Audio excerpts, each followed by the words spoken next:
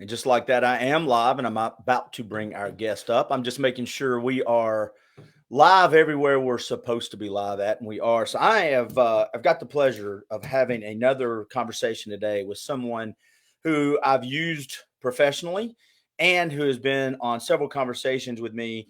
She came on by herself a few months ago. Then she came on with me and another friend of ours, Karen McMahon. And then she came on with Karen McMahon and another friend, Chastity Snowden. We talked about our authentic journey. And they were all great. But today we're going to talk about something different. It's just she and I. I think that's correct. English grammar. I think so. I'm going to read it right here. Judy Herman is a counselor, a speaker, and an author of Beyond Messy Relationships. And she's about to be in the stream with us. How are you? I'm doing great, Clint. Thank you so much for hosting me today. This I is going to be love fun. I love these conversations for sure. Well, the good thing is I think I've hit all the right buttons.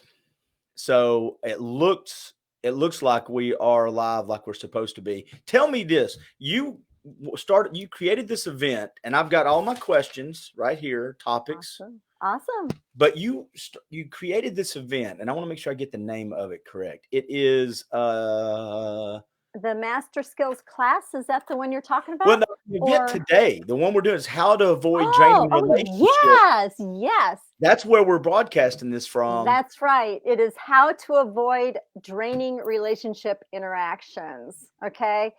The interactions is what we're talking about. I talk about uh, the dance between two people. It's a relationship. That space, two people, there's a relationship in that space in between, and how to avoid the draining interactions that we have. Now, we have a whole lot of things coming up, at least here in the United States. We have the elections next week. We have lots of different opinions under the same household, and we also have Thanksgiving and Christmas. So many people are dreading it, and I see in my counseling office all the time some very similar dynamics, some similar issues and problems that come up. So that's why I just wanted to talk about this and bring some stuff that I hear in the counseling room, just to bring it to you so that you can have and be equipped with more confidence and peace and some clarity, because sometimes we get in these interactions and they blindside us, they get us off base. So here's what we're going to do. Before this conversation is over, if you're watching it later and you're just wanting help and you don't want to hear the conversation, you can fast forward because at the end of this, we are going to tell everybody about some classes you're offering, about your book, about some web links they can visit. We're going to tell everybody where they can go and find out what you offer. And I will talk a little bit about on why you are offering this. And I think it's a very cool thing. Um, I've always looked at the holidays. I love holidays. So I have not been the guy that gets sad at holidays. Now I've got friends that really suffer during the holidays. Even, a lot of times we think of people that suffer, they are through holidays or they get a little melancholy or depressed as loners, right? Hmm. People that may not have family. I know a lot of people that have a big family and still get sad during the holidays. Um, Yeah, yeah, and that's true. it is true. And as you grow, see, we have our childhood memories of our holidays, right? And then, like, after you become an adult, you get married, well, then you've got holidays to visit with extended family. And that can be overwhelming to go to 5 different Thanksgiving meals. Around Thanksgiving time, it can be so stressful. And then top it with that is, oh, I don't want to disappoint anybody. And so we have people who are people pleasers, and people who come across as, well, I'm going to be sad if you don't come, and then they kind of guilt their adult child. But anyway, I'm glad to hear, Clint, that you're not sad Oh, I don't get on sad during holidays. holidays. No. uh, But I'll say this too. You throw this in there. If you are in the middle of a relationship and you're not the divorce, you've not talked about divorce or you've not talked about leaving, but you're just in the middle of a funk in your relationship, a lot of times during the holidays, I think what can contribute to that internal anxiety, and this is Clint's unofficial, I've been trained zero, but is you have to go to these things and act like everything's okay. Not Yeah. only am I expected to show up, I don't want to be Debbie Downer or, doubting Tom, or I've got to show up and be happy.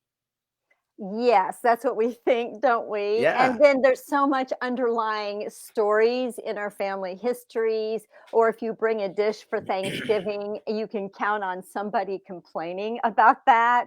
And then it kind of, it stings. It's kind of like when you go to the beach and you get a burn, a sunburn, and you've got this hurt that's been hanging around for a little while. Somebody says something and ooh, it really stings bad. So yeah, how to show up. Sometimes here's a real practical thing, Clint. People think that they are hiding their dread, or Hmm. they think that they're hiding, or I have to put on a smile, and it's not genuine. People can see through that. So what it's going Yeah. to take is a different mindset. It's going to take, what, I can hold my head high. I can take some deep breaths, and I can be who I am, and I can show up with a smile. Did you know that when you even put a smile on your face, that does something to our brains? But if you've got anxiety and dread and you're walking in the house, that anxiety and dread is going to be like a mirror to that other person. And it's like you're co creating this tension, and there's no need for that. Yeah. So, yeah. Think of this, and then I want to talk a little bit about some practical steps that we can give some folks today that are listening, and then we'll kind of move into what you're doing moving forward to help people. But so we've got COVID, and by the way, the day we're taping this, I just found out Sean Connery died. My favorite James Bond, by the Oh, way. man. So Oh. 2020, I Mm. would give an inappropriate gesture to you right now, but I've got Miss Judy Herman on, so I'm not going to do that for 2020. Mhm. But you've got COVID this year. Mhm. So we've kind of been the last, 4 or 5 months, we've been able to go outside, get a little vitamin D, get our walks in, maybe get our mind around life. Well, we're about to move into where there's less daylight, less sunlight, less outdoor activities where we can get energized. Our batteries may not be as charged. It's going to be darker early. We got these holidays. If we're in the middle of a relationship where we feel kind of out of control, and all of a sudden we have this mindset, it can be overwhelming. And I say all that to say this: I am a big believer that saying no is okay. I wholeheartedly agree with If people you. get mad at you for saying I can't come, that's on them. As long as you do it in a Exactly. tactful, kind manner. Yes. Yes. You know what? Here's a good phrase. I just don't have the bandwidth for that this year. You can say it that way. That's a nice way to say no, Yeah. but I you don't can like say Uncle no. Frank. Don't say I don't like Uncle Frank and Aunt Betty. Right. Yeah. I just need some downtime. You need to self be care. You really need to nurture your soul. Too many people are doing too many things. What's the most important thing to do? And it's not a selfish thing to get 7.5, 8 hours of sleep every night. It is not a selfish thing to spend some time in solitude. It's not selfish to say, no, I cannot do that right now. I have too many, and you don't even have to say I have too many other things to do, because when you No. do, then it gives the other person to say, well, blah, blah, blah, blah, blah. So it's kind of like you're inviting them to give you a counter. But if you do say just a gracious, no, thank you. I think Thank you. it's I think It, 2020 is giving you a great excuse. You just go, look, 2020 is a crazy year it with is. COVID floating around. If I am not in a place to be around a lot of people this year. We're going to pass, but I can't wait to see you next year or the next opportunity. Keep me on Yes, your invite list, but right now I'm out. And just absolutely. say it with a smile and be done Yes. with it. You said some Yeah. stuff before you came on that I want to run down the list with because they were pretty intriguing. The first thing I said, so when we get through with this conversation, what do you want people to leave with? And you threw out, you want people to understand. And I'm going to go through. You didn't know I was taking notes. I So I'm did going not to know. go You're a through good student there. power and agency. In other words, people are responsible for co-creating their relationships in a good relationship. And if you feel like you're in a messy relationship, you've got a part to play in that too. You have power, right? You do have What does that power. mean? Well, what that means, have you ever played ping pong before? Absolutely. Okay, you played ping pong. So what we have in a difficult or a messy relationship, you're on the other side of the table pinging the ball back. And Mhm. so think of an accusation defensiveness type of interaction. And I identify them as dances in my book, relationship dances, because we synchronize these. So if somebody is accusing you of something that is not true, what do we want to do? We want to ping the ball back like we do in ping pong. And we say, and we give kind of all kinds of excuses about why that is not true. And then we try to get this person to understand the truth. Well, this person has never understood you or the truth and has never had an interaction. So why are we pinging the ball back and forth? Best thing to do, as in ping pong, you just put the paddle down and you leave. You don't play the game anymore. So they're going to leave with an accusation and their untruth. And when you Well, say leave, you mean leave verbally. You're not. It may mean taking a walk, but also I'm just not going to verbally respond to that.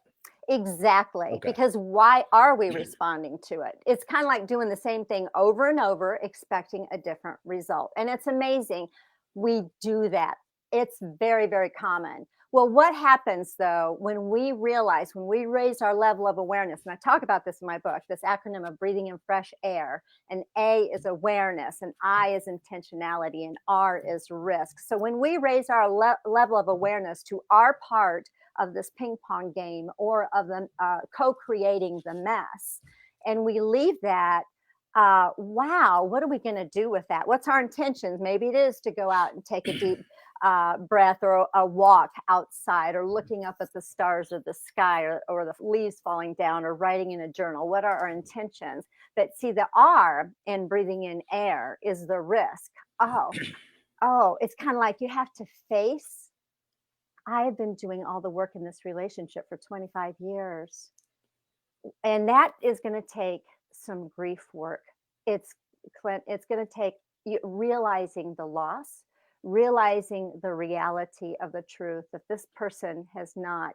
And I've been a part of enabling this. So when you stop the ping pong game, you're needing then to take deep breaths, and it can raise your level of awareness. And it's hard. It's Yeah, hard. and I'll say, if you don't mind, I'll say a couple things on that, because I also think it's, when you say awareness, not only aware of what you've done to contribute to the mess, but also and how they've affected you and you've enabled it, but also how you have affected them. I mean, the other side of that coin is there's some things they may have not set boundaries that you may be stepping over. In other words, it's a good chance that they've been enabling you as well. I mean, Oh, that's it's not just true. me not controlling me. It's also, I've say this all the time. We're all victims and villains at some point in time in a relationship about different topics. There's times that it's my fault. There's times that it's your fault. Hmm. And I found in relationships, and this is, if you want to buy my book, it's $0 because there's 0 books.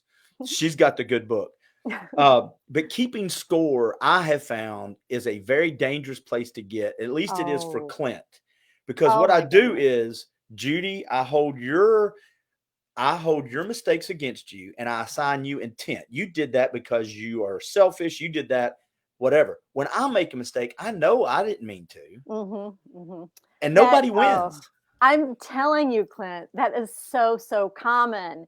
And then there's a part of our brain that we want, it's a judgment. Like we are Yeah, just judgmental people, right? Like somebody's got to be right, somebody's got to be wrong, and the score's got to be even, or you measure this person up against, well, I would never do something like that. yeah, Well, it's because they are not you, right? that's And right. Yeah. you expect the other person to be you, but they have a different mind, a different body. So how to zone into reality and get out of that.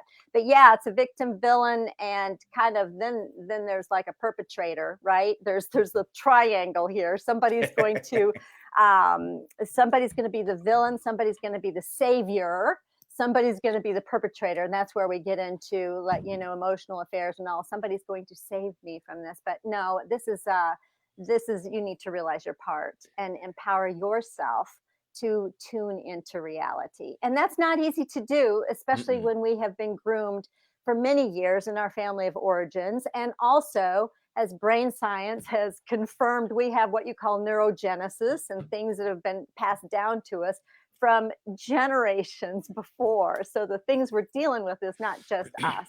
So raising our level of awareness and having some skills to do that. you and I know we're going to talk a little bit about habits, things that we can do to make our relationships better, which all starts with us. Like you said, we can't control the other person. One of the things that I had to realize, and I'm not great at it yet, but I always picture peace being like a lake, a still lake. And sometimes somebody will throw a rock into the lake and it causes these ripples. Well, I have now sometimes you have to throw a rock back. Sometimes you got to set boundaries. How you handle that's important. But I found that Clint, a lot of times when he doesn't have peace in his life, I'm throwing a rock back in the water with them. And if they say something, I say I'm throwing rocks and they're throwing rocks, and then I wonder why my pond is never calm, and it's because Mm, I'm throwing rocks back. And I have learned that if you'll just let them throw the rock and, like you suggested, refrain, mhm. then the ripples will settle down, and I have peace again, and I've not contributed to it. I just step Exactly. away. I love your analogies, by the way. I like my ping pong game, but I like your Yeah, ripples and your rocks. So, yes, that's very true. That's so very true. And here's the thing, when we do have messiness in our relationships and we do have a difficult person that we're living with, or a family member, or relative, or coworker, or child, there is opportunity really for our own character development. So, especially with a couple or if you're married, like you can develop your character and not lower yourself to throw the rocks back, right? right. Instead, do the next right thing when your spouse acts wrong. Well, what is that going to do? It could change the relationship, it could change the marriage, but we can't guarantee that. But we do know that it can definitely change you and your soul, and you can grow to a different level of being. And it may be a very not a good thing if the other person chooses not to change. Well, And don't we become used to the drama? I mean, isn't drama a habit? I mean, it's just a lot of times we just assume this is how relationships are with all this drama and conflict, and we don't really. If you've never experienced anything other than that, you just kind of assume that's how it is. yeah, you really do. And you know, if you don't have drama, if your life is too boring, I've noticed a lot of people that are really like calm and peaceful and have a totally different personality, and they just kind of go along. They watch the drama on TV. So, but I can honestly, Absolutely. I cannot. I've not had network TV for a long time, and there's certain shows that I can't even watch because it's just too much. I hear it in my counseling office all the time, or used to in my counseling office, seeing how I'm doing outdoor therapy now. I've got enough. Well, and so that kind of leads me into the next thing. If you can visit some business websites, there's a tab on the website, and it's FAQs, frequently asked questions. One of the things, again, when we talk towards the end of this of what you've put together for people is it's the same in your business. You have a lot of the same, you have a lot of people that have unique relationships, but a lot of the same common problems. You hear Yes. a lot of the same things from different people, right? Yes, absolutely I do. It's amazing. It's like I come away from a counseling session, I think, "Oh, it's not so bad after all." My own problems, right? Or sometimes I'm thinking, wow, I mean, it kind of gets me in perspective, and very common things that show up for sure, for Well, and people, sure. but what I was going to say is, and you said this before we came on, is it's easy for people to feel like they are alone. I am the only one experiencing this. I'm the outlier. Exactly. And you know that alone, thinking that you are the only one is a huge problem. So being able to realize, or like even to read it in a book such as mine, or like, you know, you might read, that was one thing when I wrote my book and it was published, and I thought, oh my gosh, if my clients read it, they're going to say, and why are we seeing her as our therapist? Because it is memoir. It's mostly memoir. I show up as a therapist at the beginning of each of the chapters, but more often than not, my clients have come back and they said, "Oh, Judy, I had no idea. And I really resonate with your story," or "we're a whole lot more alike than I ever imagined." Because people will come to a therapist and they think a therapist has it all together. Well, you know, we're still on our journeys, right? Hmm. Any professional, you know, we're still on our journey. We're imperfect people. Yes, we're trained professionally, and we're not going to hopefully dump our stuff onto you, but to realize that each person has a journey and there's meaning behind that. So if So I'm yeah, sitting we're not alone. well, if I'm sitting in front of Judy and I'm talking to her, and you know that I feel like I'm the only one in the, how do you, what is something you could tell people that may be listening to this now or 3 weeks from now, if they feel like they're in this silo, what would you tell them to give them some stuff to get out of that or to start fighting and combating that inner voice on that? A lot of times I'll say, I want to let you know this is so common. I have heard variations of what you're telling me a lot. And this is so, and if I'm sitting across from a male, this is really common thinking for males. It is just very common. So, I just want to let you know this is a normal struggle. It's a normal human journey. And usually that does it. Yeah. Yeah. Uh-huh. Well, the other thing that people can feel like when I'm in front of you, and again, it doesn't necessarily mean the relationships come to an end, but it's easy to feel, and I'm gonna reach way back into Clint's emotional basket that I hide. I keep covered in that room that nobody's supposed to go in. When everybody's got the messy room. Yep. In my head, in my heart, I have my messy room where I just take all the crap and throw in there. Yeah. I'm gonna open the door now and pull this out. It's easy to feel like a failure. I am failing at this. I am, even if I'm not alone, I am not a failure. I don't want to be a failure, and yet somehow I'm losing this relationship. Is that a common thing too? Oh my goodness, it is so common. And when you say, I am a certain thing, I am a failure, and this is human, this is a human condition, okay? That's shame speaking, right? Now, if we had no shame whatsoever as human beings, we likely would be a psychopath. But our journey is to recognize the shame and become shame resilient. Brene Brown has talked about this all the time in her TED Talks and her books.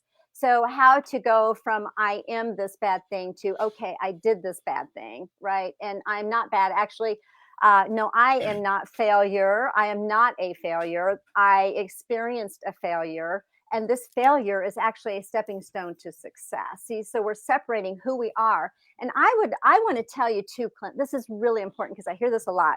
I had people told me that they thought they had so much anger and so much bitterness inside of them. They really thought they were anger. They really thought that they were bitterness. So when you expressed your feelings, I highly, highly recommend to put the word feel in front of it. I feel Oh, anger.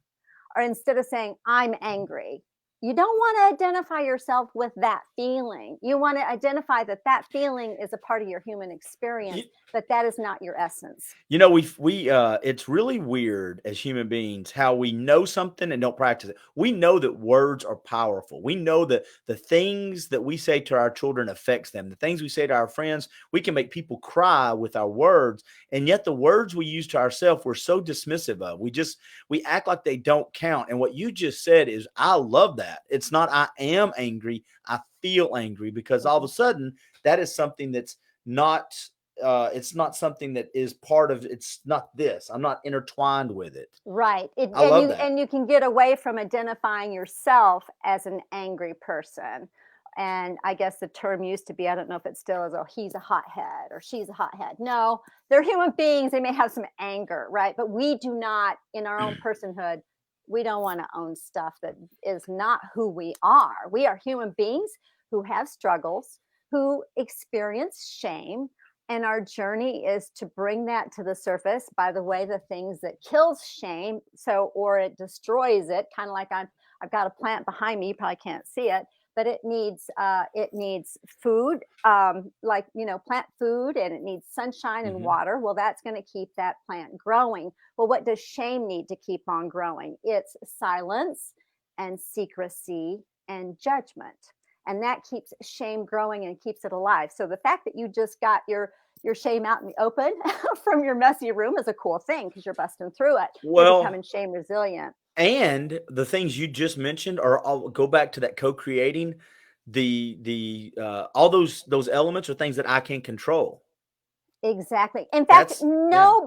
nobody can control that except you. And you might Yeah. have a difficult person in your life that is bringing that into it's bringing it to the forefront because it's your body. So when we have anger, number one, anger is a very strong, it's the most powerful of human emotions. So when we do experience anger, we feel it. There is a cortisol that flows through our bloodstream. There's all kinds of toxins.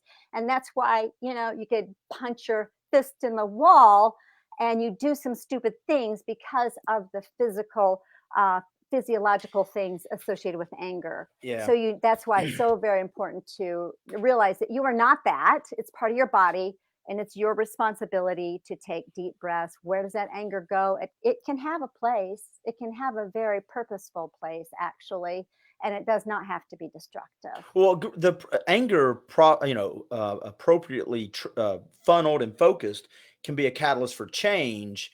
And once you do that, the anger is supposed to subside. The match lights for a reason and then kind of fades out. It's when the match stays lit, can turn, for indefinite periods of time. It causes damage, not just to your spirit, your soul, your vibe, your energy, but also physically. When your emotions are high, I've hit stuff before, and not not due to relationships, but just in conflict. When I was younger, you can hit stuff and not feel the pain. I've been hit, and in the moment I don't feel it. I don't feel the hit. I don't feel the impact when I hit. I don't feel when you hit me. Afterwards is when you feel it. And Yeah. it's the same way with the relationships. A lot of times I will say stuff to you, or I'll even say stuff to myself. And in the moment of the emotions, I may not actually see the results it has, but when things settle down, I see the damage. I feel the damage then. Yes, absolutely. I want to say something about I know we're kind of going in all kinds of directions. This is really cool, Clint, but the energy that comes with anger, there is some amazing art. There's some amazing music that has been composed. There are some amazing books that have been written. What do you think? I mean, it took me, I had to have some energy behind my writing Beyond Messy Relationships. Okay. I'm using my emotions with this, I'm using the energy with this. So, what I'm saying is, you can channel the energy that is in your body toward perhaps a very real thing that you're angry about. Okay. It can So be we don't want productive. it can be productive, it can be extremely powerful to make a huge difference in this world. I wrote one thing down and we'll move on to the next thing you said. Again, I have to keep things pretty simple for my little public educated brain. And when I got in trouble at school, which was every day, every day I was in trouble at school. But a lot of times when I grew up, they spanked you, young kids. They used to paddle you. And you're lucky you didn't live through it. But I think we'd be better if you were spanked a little bit. But anyway, I a lot of times had to write what we called write sentences, Mm. right? I Mhm. would a lot of times do not talk in class, do not punch classmates, do not yell out, do not run down the hall. And they would say, Clint has to write 100 sentences. And that's what, and the reason they made me write 100 sentences is to pack my brain frequency and marketing, frequency, repetitiveness brands it. I Yeah, think absolutely. sometimes if you're trying to change how you talk to yourself, I know it sounds crazy, but in the silent moments when nobody's around, pull out a piece of paper and say, I am not angry. I am not angry. I am not. I, is that Yeah, silly? yeah. No, it's not silly. I think it's awesome. But here's what I think would have even been more powerful for brain health back then, when they used to spank kids and make them write, "I will not this or that." Wonder if they changed it to a positive and said, and you wrote instead, "I will be kind to my classmates," instead of No, "I will not be." no, because, because absolutely. I'm telling you, the word no, I'm telling you right now, Clint, when you said no and you say no to somebody, it does something to the brain. It kind of puts that person, so this is something else I wanted to tell people. There's Yeah. certain words that you can say that are going to be very, and again, give you power, give you agency to change the mess and co-create a better relationship. But the word why, like, why did you do that? Like, we always ask that, don't we? The Right. why will automatically put a person in a corner where they have to explain themselves, and it will invite them to be defensive. So Oh, instead, you want to say, I'm curious about, right? Because you want to yeah. invite healthier communication. Now, I'm not talking about Pollyanna when I say no. There, of course, we talked earlier about no being a gracious no when we need to say no, thank you. I cannot come to Thanksgiving this year. That's a different kind of no that we're talking about. But all these I will nots, or what I, we're trying to change negatives into positives to invite some positive energy, but it's not to be Pollyanna. It's just a different way of inviting Well, if pleasant somebody's reactions. you're trying to set boundaries, saying things like "I'm not comfortable with," that's fine. I Yeah. don't think that's going to help us. And I've said that before. Listen, I don't. You'll find the right words. Go to somebody like Judy; she can help you out. And we're going to talk about this program you're getting ready to put in place, or some things you've put in place to help. But I love the idea of changing the words. Except, I'll be honest, this is the flip side when you're raising kids. I do think there's a place for firm and hard nosed. And I'll be honest, if I wasn't paddled as much as I was, I would have been what we called a hellion. And I was probably a little bit more than people know. But, in the 70s and 80s, I think I still hold the 7th grade record at Eastridge Middle School. We used to call it junior high. We didn't have middle school. And the 7th grade record for the most paddlings in a year. And if I told Yeah. you the number, it would freak everybody listening to this out. Well, you've grown to be a responsible Yeah.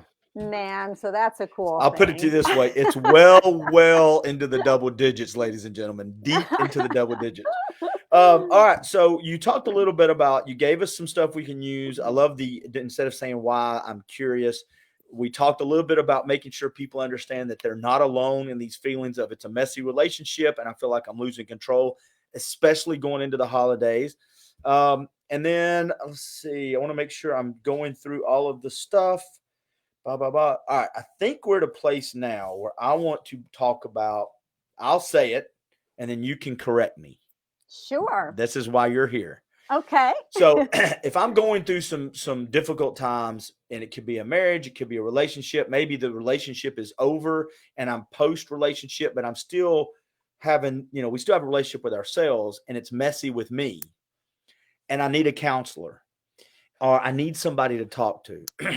I had you and another counselor. I mean, I was investing a lot in my healing as fast as I could. And if you can, I suggest you do that. But not everybody can afford a one-on-one hour-long, 30-minute long session when it comes to budgets. Does that make sense?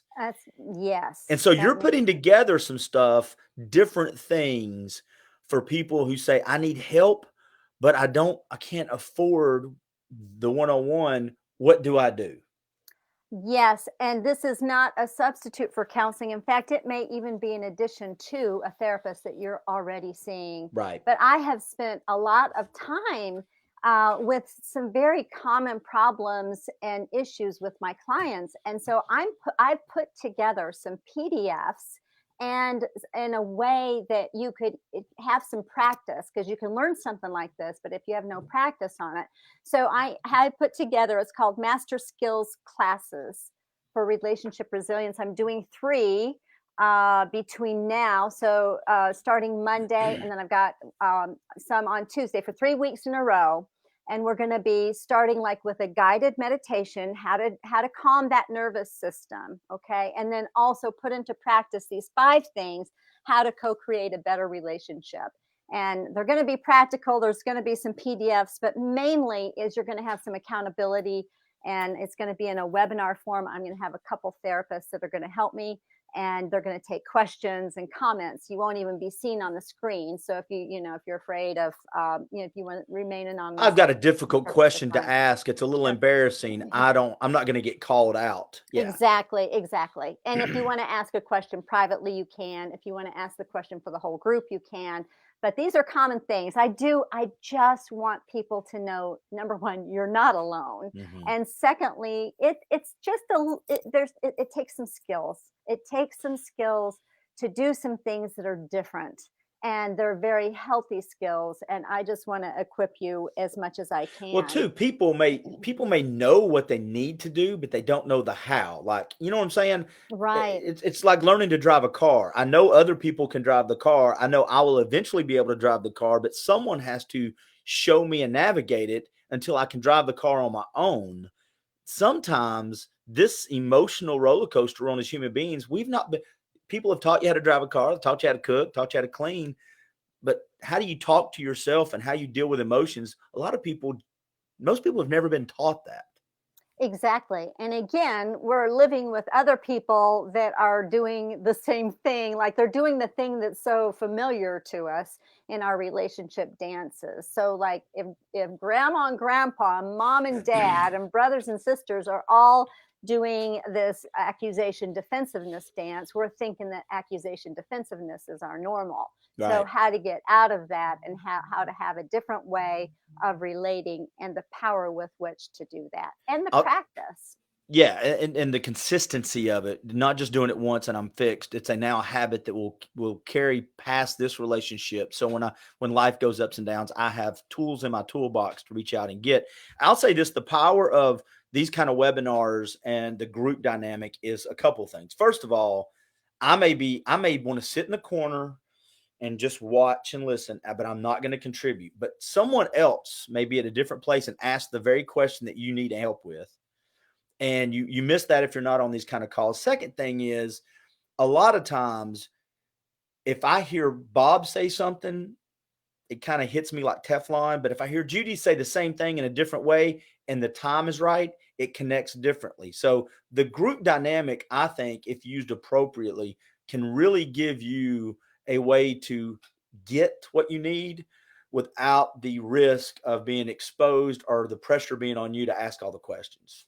Absolutely. And keep in mind, this is not this is a master skill class, so it's not even going to have the group dynamics, but you will see me plus a couple other therapists on the screen Yeah. that are going to be taking questions and comments and then also participating. So it's not, we can go anywhere and learn anything and we can read a book. Information is everywhere at our fingertips. But the reason I'm doing this, it is live. It's a live interaction with me directly, and people usually pay me a whole lot more to see me live on the screen with their couples counseling or their individual counseling. But this Well, if gives you're you going to have some. other counselors with you, that Mhm. if people were to pay all three of you, it would be very expensive. They're It would getting, be. yeah. Absolutely. Yeah. How do Yeah. people find out about these classes? And let's just say, the classes aren't what they need. Where do people find out about all the stuff you do? You know what? And so just keep in mind, I've been a therapist. We therapists are like doing new things and different things. And so I'm going to put, as soon as this is over with, Clint, I'm going to get on the comments and I'm going to put the links to both of those classes. They're going to be through Zoom, and it is a fee for service, but it is 3 weeks in a row, an hour each. And so look at that. But yeah, one class is going to be at 5:30 on Tuesdays. Yes, we're going to start on election day. I What are figured, you do doing? I? You guys have lost your mind on a I stressful probably day. have. Yeah, I'm going to start on election day. I could have started the week after, but I thought, you know what? I'm going to do it anyway. Go for it. 5:30. I have voted early, so I don't have to worry about it, but some others may or may not. But it's at 5:30 on the 3rd, the 10th, and the 17th, and that's the week before then Thanksgiving. So all this stuff is going to be really fresh in in in our meetings and what you're going to be learning and the repetition and the experience and being with three of us as therapists. And then the other is going to be on Monday. It's going to start Monday the 2nd. So it'll be the 2nd, the 9th, and the 16th. But all of it's going to be finished. You will have this consistency week after week, and it's going to prepare you more for that Thanksgiving the So, real following quick, week. the dates, they're not the 3rd, the 10th, and the 17th. They're the 2nd. Now, what are the dates Okay, again? I've got two classes. I'm sorry, I probably confused you. I've got two classes. One's going to be at 11:30 in the morning Eastern time. So if you need to take your lunch break and you're working and you can just take a lunch break, and Mondays are better, do it Mondays. And then, so the Monday classes at 11:30 are Gotcha. the 2nd, the 9th, and the 16th. Then the Tuesday evening classes at 5:30 are the 3rd, the 10th, and the 17th. There we go. Yeah, sorry, Hey, I no, meant to no. get that. Well, here's the other thing. On election day, you may need a break from the political coverage, and your brain may need this may be a perfect time to jump on and go, you know what? I'm not watching the news the rest of the night. I'm going to work on me because I can't fix what's about to happen in the country either way. But I'm gonna, I'm planning on waking up on Wednesday morning, and I got to be a better person, regardless of who's president. Yeah, and it may not be Wednesday morning that we find out, right? It's like, Well, Wednesday of we're 2022, whatever, 2021 of, but yeah, I this don't is know. going. I am going to provide not just the teaching, but the experience. Again, the guided meditation is going to be so helpful. You don't. I mean, it's amazing when I do this, even across the screen with clients. It's amazing how calming it can be and how centering it can be, and it's going to be extremely helpful. You know, what's So. funny, and we'll wrap it up here in just a second. But what's funny, when I was in college, I dropped out of this class 2 or 3 times as I went through college. And finally, it came down to, believe it or not, the 2 classes I had not taken. And they were like, man, if you ever want to graduate, you're only 2 classes away. You got to take basic acting and you got to take Spanish. And I'm like, all right. So I took them in the summer. Well, I take that back. I took the Spanish in the summer, but I took acting, right, in the spring with other classes. And I was 22, right? 21, 22. And I thought it was the silliest thing. This acting teacher, she was so great, but she had us lay on the floor one day a week for 10 minutes, all of us spread out, because it's only 25 people in this class, 30 people. And she would play this music, and then she would walk us through this 10 to 15-minute meditation. We had this warm glow, this warm ball of light that would picture it on your knee. And I remember looking around, we'd be like this. This is the craziest thing ever. Fast forward 30 years later, in the mornings when I wake up, I'm like, okay.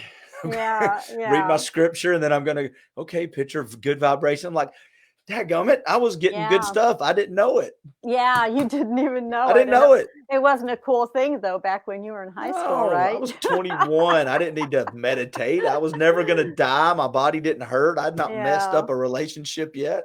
yeah, but even It's, since then, there's a whole lot more research, Clint, about how valuable that is for your brain and and your mind. I mean, all yeah. this is now catching up with us as far as meditation and how Well, that very stuff will valuable it affect is. your daily life, not just your relationships. It affects your mindset and your health as Absolutely. you approach, because life is not all about the relationship with others. It's also about the relationship with yourself and your God or your spiritual life. That the older we get, the more it starts taking center stage, and Absolutely. the things of the past become a little dim. All right, Yeah. so here's what I want to do. If you feel like you're looking through relationships through the window, and I used to say this all the time. Every time something happened in a relationship, it was like a smudge on the window. And instead of having the skills and the time to clean the window all the time, my window just got real cloudy, and I stopped seeing the relationship. You're providing ways to keep the window clean. Yeah. Wow. Clint, Bam. you need to be writing your yearbook. You definitely need. You got some great analogies. This is Well, great. I'm I going to use want that in counseling. In you can use fact, anything I say. You don't have to give me credit. I hope you I make will give money you on it. credit. I don't. I want everybody. Judy will leave the links that are appropriate to go find her book, to take advantage of these classes in the comments, and so go check it out.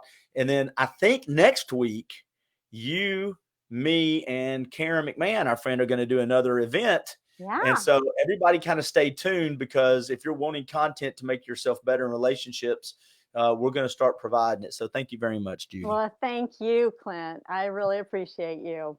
No, you're welcome. Did we do everything you wanted to do before we leave? Are we good? I think we're good. I think we did everything and more. So thank you very Good. much. Y'all have a great Saturday. Happy Halloween, everybody. Okay. Thank you. Bye bye.